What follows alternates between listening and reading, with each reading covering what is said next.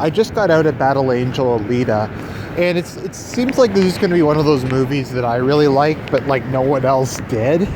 Kind of like Batman versus Superman or Speed Racer. I'm sure there's some others. I just can't think of them off the top of my head. But I love this movie. I give this movie like an 8 or 9 out of 10. I really, really liked it. And some of that might just be nostalgia, because I've watched the movie, or OVA, or whatever you want to call it. I find the line between the two very confusing, because they're sometimes released as movies, or they'll put a couple OVAs together like they did with Digimon the movie. But I watched the OVA a couple times, and I really liked it. And when I heard James Cameron was involved in a movie, I was really excited. That was like a decade ago. That was a really long time ago that he committed to making this film.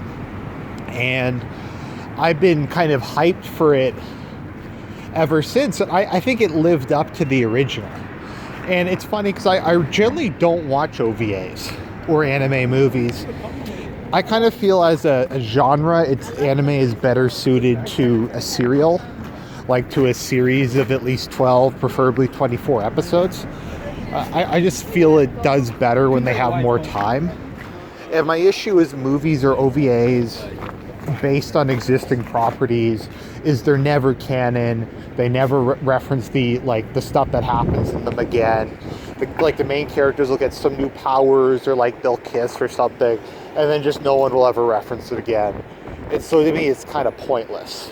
But this was one of the few OVAs I watched, and I really liked it. Like I said, I watched it a couple times. So this is kind of the Hollywoodized version of it. So does that make it better or worse? Because a lot of people kind of hate Hollywood. They hate how they kind of like whitewash things, how they sometimes remove some of the darker elements from it. That kind of thing. But on the other hand, they generally make the characters more likable. They make the story a lot more tight. They remove some of like just the really weird, disturbing stuff. And it just, as an English speaker, it's easier for me to watch a film with people who are like American or British or whatever, who have English as their first language. So does this live up to the OVA? I think it does. I think it's different, and I don't like a couple of the decisions they made. So what are the two main decisions that I don't like? I think how they treated Chirin and Yugo was not good. Because to me, like, they made it into more of a romance and more of a love story. And when I watched the OVA, I just never got that impression.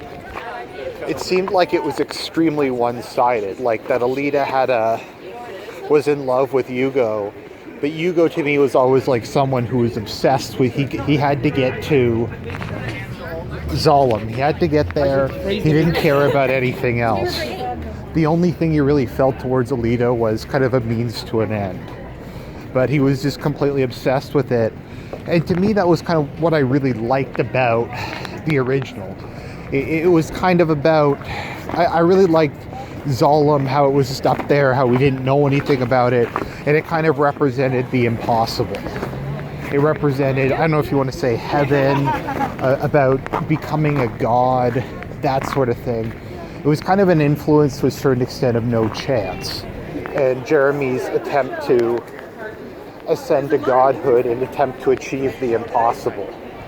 And I kind of view Yugo as a character who has become so obsessed with attaining the impossible, he's abandoned what could be a decent life on the surface. But it reminds me a lot of like Gilgamesh or like Prometheus or something like that. Something like a mortal trying to seek to be one of the gods. And he's kind of sympathetic, but at the same time he's really unlikable.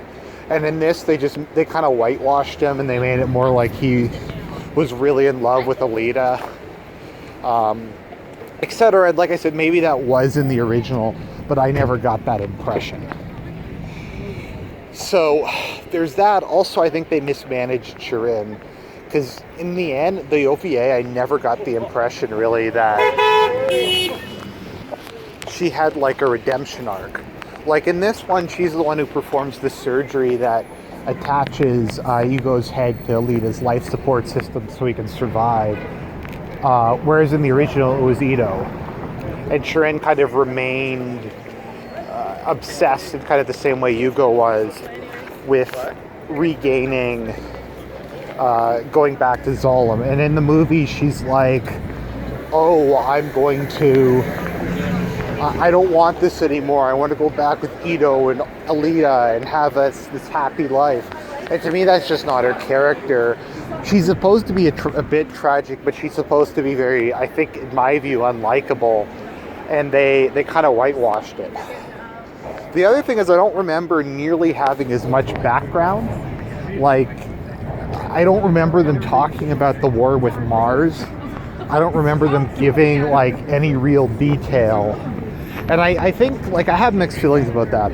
On one hand, as someone who's watched the OVA, it's nice to kind of know a bit about the backstory. But to me, sometimes it's kind of nice to just have a very abstract, high-concept movie where Zolom is, like I said, kind of this abstract representation of godhood or the impossible, and you're stuck on Earth. And they don't really, at least I don't remember in the OVA explaining it. It's just kind of this city that happens to be there that's always been there, kind of taunting the people on the surface. One thing I did like is they didn't show Zolom. I think it's kind of important to not show it because I think that would kind of ruin the mystery of it. But I don't remember them giving all the background about the war on Mars or Alita's past or any of that stuff. One of my issues is that I like that they changed was in the in the OVA, her name was Gally instead of Alita, and I'm glad that it's Alita because that's what the series is called. I also don't remember Motorball in the original. Maybe that was, and I just don't recall it. But what else about the movie? So that's kind of my comparison between in the original. Let's talk a bit more about the movie itself. How was it? I thought the CG was really good. I'm someone who normally doesn't like CG, and I had to watch this in 4D because that was the only show available. So it had like motion seats and stuff. And this actually wasn't a terrible movie for that. I wouldn't do it again probably unless it was, I don't know, a very specific one. But the 3D actually looked good.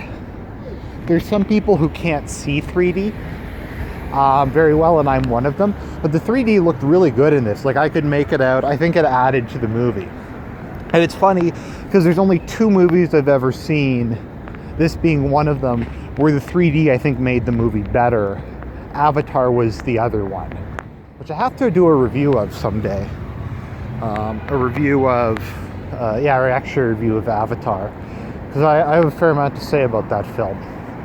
But I thought the CG looked really good. I thought they did a good job making Alita kind of attractive, or I guess you could even say beautiful, in a very otherworldly, non-human kind of way. I think they did a really good job with the motion capture. I think the robots were all very well done too. The Zyborgs. Irontown scene, if that's, I'm getting the name right, Irontown is a lot happier than I remember it being in the OVA. It's a lot less grimy, a lot more clean. I don't know how I feel about that. I think I'm kind of okay with that. They were kind of doing their own thing. I think the actors were in general not bad. Christopher Waltz did a really good job as Ito. I was kind of hesitant just because he's kind of been typecast. But in this film, he kind of showed that he does have some range as an actor by not just playing a generic villain again. I'm not sure who played Vector, but he did a pretty good job. Jennifer Connelly as Shirin was kind of a mixed bag. It's kind of surreal not having her as a blonde. But I don't know, I'm just not I'm not sure if she was really good casting. The girl they got to play Alita, though, was dead on. She was really good. I actually liked her a lot more in this than I did in the original. They kind of made her more of a heroic figure, which I don't think is necessarily a bad thing. I didn't. There's kind of a joke a friend of mine, Nazbol Gang, actually came up with, which is the last red pill is that cliches are good because they're embodiments of platonic forms. So I kind of like that they made her more of a hero. The action, I think, was really good. I think Christopher Waltz did a lot of justice to Ito, who's a anime character I really like. But I really like Alita. Even if I think they mismanaged Yugo and Shirin a bit, overall I really liked it. My other big complaint about the film was that it's sequel baited. It baited for a sequel that's never going to be made. I haven't seen how this movie's doing. I suspect it'll be like Blade Runner 2034, whatever it was, which is never going to get a sequel, despite the fact that it should get a sequel. It's, in my opinion, one of the best movies ever made. Certainly like in the top 5 or 10 sci-fi movies ever made. But it's never going to get a sequel, at least not for another 30 years, because it just doesn't have, I was going to say it doesn't have, it just didn't make enough money, and no one's going to want to fund a sequel. I think the same thing with this. I doubt it'll make enough money to make up the budget, and there's not going to have a sequel, so we're going to leave all the questions unanswered. We're going to have Alita not having defeated the main villain. We're not going to see what's in Zalem, which, as I said, I'm okay with, but it might have been cool to see it in a sequel, like just to see how they'd imagine it. And if it was in a sequel, then you could kind of separate it if you didn't really like the big reveal. So I like that, but no, there's not going to be a sequel. And if there is, it's going to be a James Cameron sequel, so it's going to take like 50 years to come out. Remember Avatar 3, 4, and 5? No, sorry, 2, 3, 4, and 5? You remember when those came out? Yeah, I don't either. It's been a decade. Maybe it's more than a decade now. They're never going to come out. He keeps saying, next year we're going to release 3 of them at the same time. He's not going to. He's just not. So there's never going to be a sequel to this movie. It leaves it like open for a sequel. I would have preferred if they just had have gone, look, this is a one shot. We're going to add an extra half hour to the movie and just resolve everything.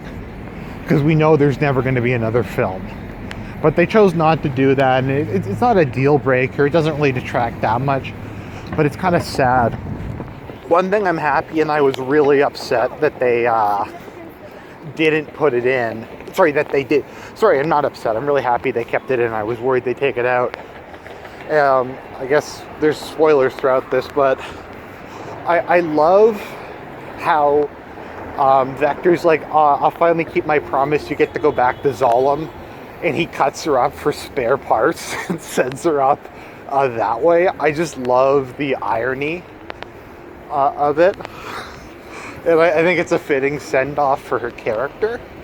But overall, I give the movie an 8.5 out of 10. I really liked it. It might just be the kind of film that appeals to me and doesn't really appeal to anybody else. So don't get angry at me if you see it and hate it.